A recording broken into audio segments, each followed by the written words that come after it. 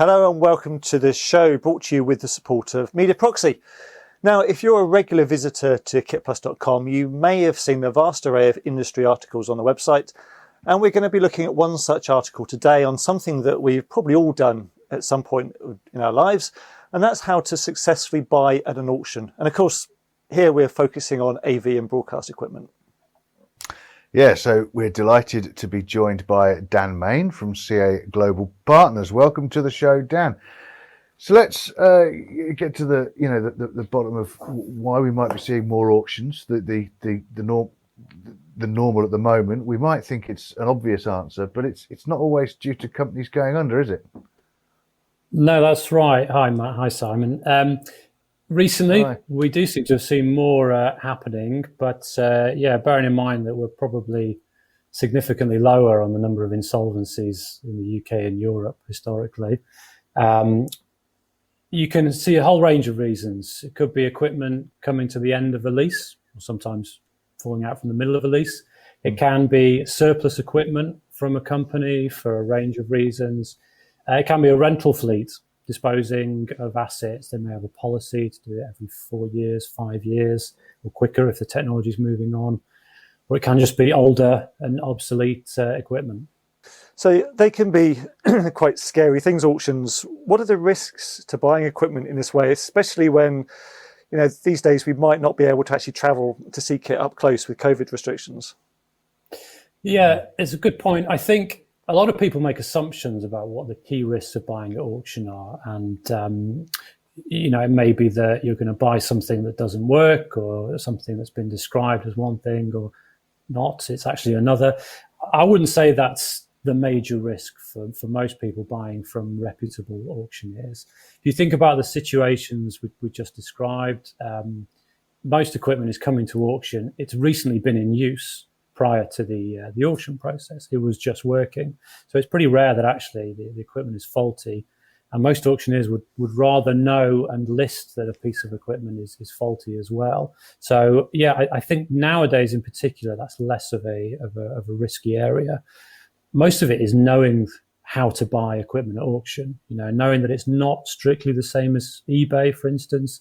There are different ways that industrial auctions in particular run. And I think just being aware of some of these aspects is going to be the most important thing to not getting caught out. Yes, it's probably important to say the auctioneer doesn't want to cause himself a problem. He's not deliberately doing it. So some people may dismiss buying auctions for those reasons, on experiences they've had or their friends or colleagues may have had in the past. What can they do now in today's environment to better that experience? Yeah, I think there's a few things that you can probably look at. Nowadays, most online auctions will or should have a lot of photographs of the equipment. These are high quality photos, usually taken on a modern smartphone more often than a camera nowadays. But the detail there is generally enough for you to get a good idea of how the equipment has been treated. There should be usage features. It might be hours from a camera. You should be able to see whether a lens has been scratched or not. You might see if there's a flight case associated with it, so it's been, in theory, transported well and looked after as well. And if for any reason you want more information, you can always reach out to an auctioneer and ask them the question of it.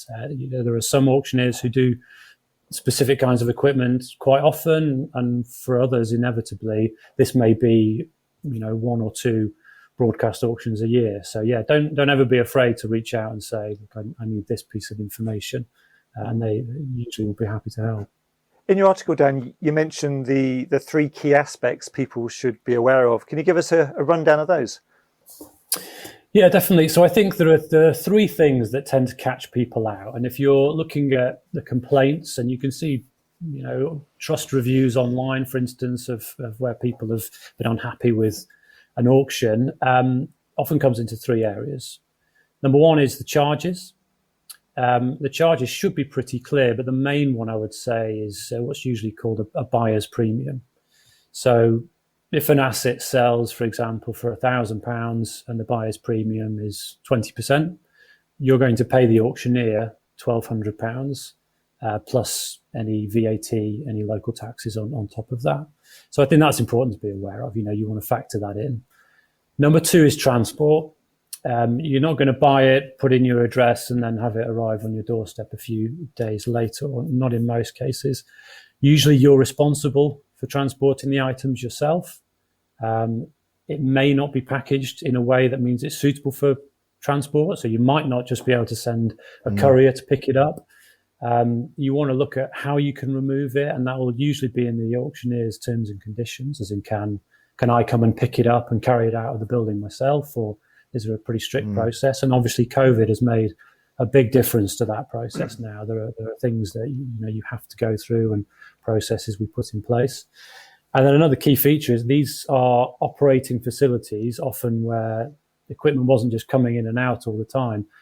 If something's on the 5th floor and it's a particularly heavy item, then you're going to be the one who needs to figure out how to get it out of there more often than not. Again, the auctioneer will help you and assist you with that, but you want to make sure you're aware of those kind of things before you arrive, and you've got to carry it down 5 flights of stairs. And I've seen that happen, unfortunately. Some buying a sofa and turning up on your own and trying to figure it out from there. So the third one, also important, I'd say, is timing. And it's a bit more about how you generally view the process of purchasing items. Auctions are great, they happen all the time, but it tends to be opportunistic. I wouldn't say, in this industry at least, that you could go out and plan to procure all of your equipment from auctions. So you need to be aware that, you're going to want to go into an auction ideally with flexibility in mind. And if you see something that you're going to be able to make use of, then you can pick it up. But if you're going in there with very specific ideas and plans, then not only are you unlikely to find it, but also if you have an urgent need for something, there are things that can slow down the process. And, like I said, with arranging transport, you need to be aware that if you're imminently needing something, you may not be able to get it as quickly as you would like. Yeah, that's interesting. It's very easy to get caught up in the process of winning an item on the day. You're there, you're sitting at your desk, you're clicking, click, click. Oh, I've got to get it. What's the best way to set your price? What is there sort of best practice, or is it just simply willpower? Set a price and stick to it. Yeah, I mean, as an auctioneer, I'm tempted to say don't hold back and just go for it. But speaking from the buyer's perspective, it's about setting a price and sticking to it and trying not to get caught up in it. Factoring in, of course, the charges, working back. If you're wanting to pay £1,200 for it, there's 20% buyer's premium, then only bid up to 1,000. It is going to come down to willpower. I would say the nature of auctions as well, it's useful to know and have some experience with auctions.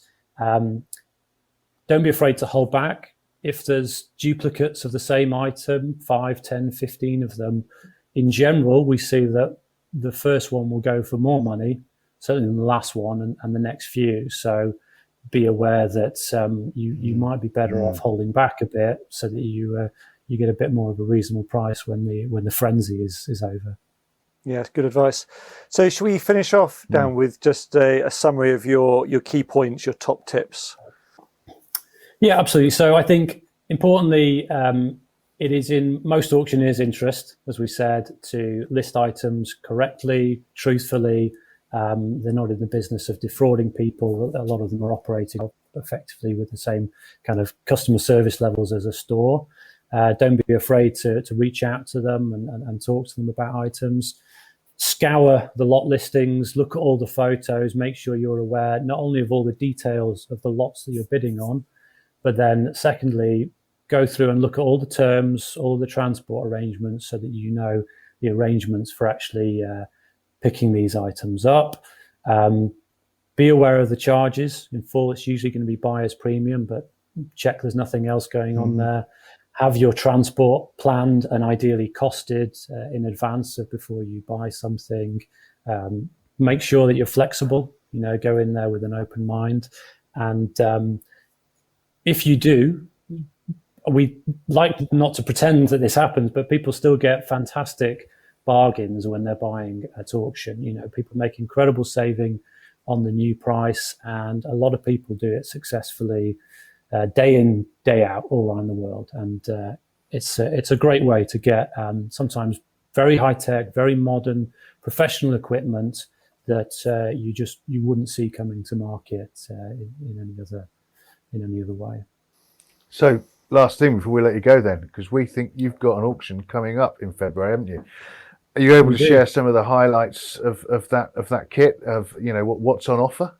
Yeah, absolutely. It's an interesting selection of equipment. So we've got a few cameras. We've got Arri Alexas, SXTs, Alexa Minis.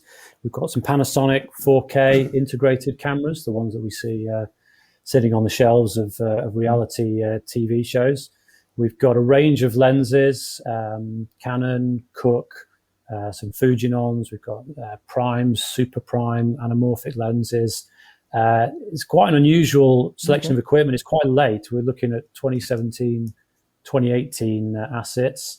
The auction's due to close on the 24th of February from 3 p.m. onwards. And the lots, if they're not already up by the time this video goes out, they should be up pretty soon. And this is all ex-lease equipment as well. This has come direct from lessors, and I think that's, I would argue, a measure of quality and one of the reasons that it's late model.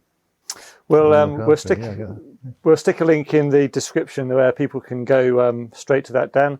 And I'm sure people will be getting emails from Kit Plus alerting them, no doubt, of when the bidding starts. So thanks for watching. Thanks very much for Dan for coming on the show.